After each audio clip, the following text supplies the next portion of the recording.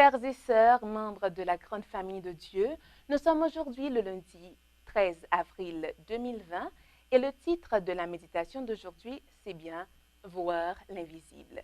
Je vous invite donc à lire avec moi au livre de Jean, chapitre 20, au verset 29.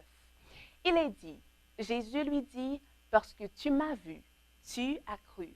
Heureux ceux qui n'ont pas vu et qui ont cru. » La vie chrétienne est souvent entourée de dangers et le devoir à accomplir semble difficile. L'imagination dépeint une ruine imminente suivie de l'esclavage et de la mort. Néanmoins, la voix de Dieu dit clairement, « Allez de l'avant. Obéissons à ce commandement, même quand nos regards ne peuvent pas pénétrer les ténèbres.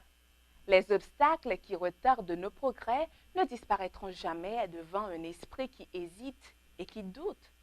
Ceux qui diffèrent leur obéissance jusqu'à ce que toutes les incertitudes aient disparu et qu'ils ne courent aucun risque d'échec n'obéiront jamais.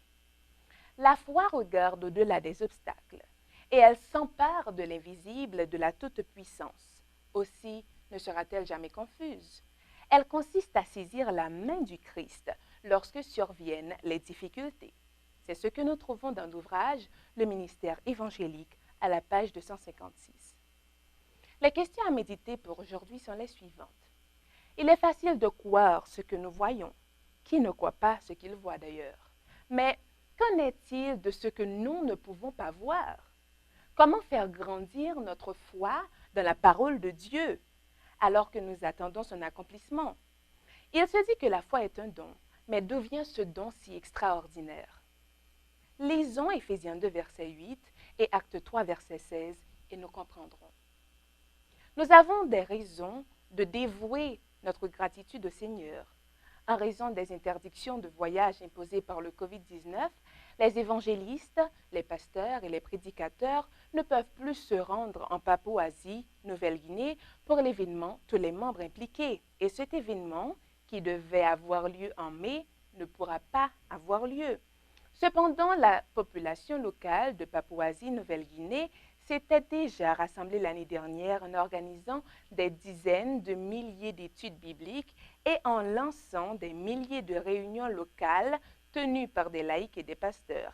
Ils font déjà des plans pour un autre grand programme d'évangélisation après le passage de la pandémie actuelle COVID-19.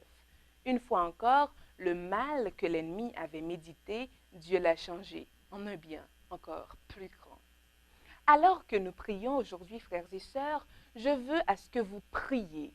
Prions pour la protection de Dieu sur le peuple et le pays de Papouasie-Nouvelle-Guinée et aussi pour la direction de Dieu dans les prises de décision du gouvernement de PNG, des professionnels de santé, alors qu'ils combattent contre le COVID-19.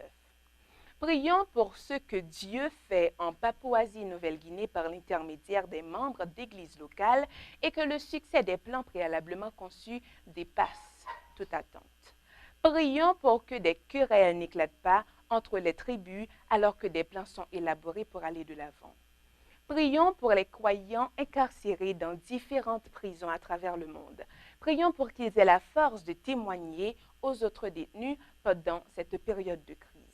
Prions pour qu'une petite boulangerie et un centre missionnaire à Jönköping, en Suède, puissent atteindre davantage de personnes afin que beaucoup parviennent à connaître Jésus et l'acceptent comme leur sauveur. Prions pour plus de contacts et de conversions grâce à l'étude de la Bible. Chaque jour, nous allons prier les uns pour les autres avec cette série de 100 jours de prière. Que le Seigneur nous garde tous.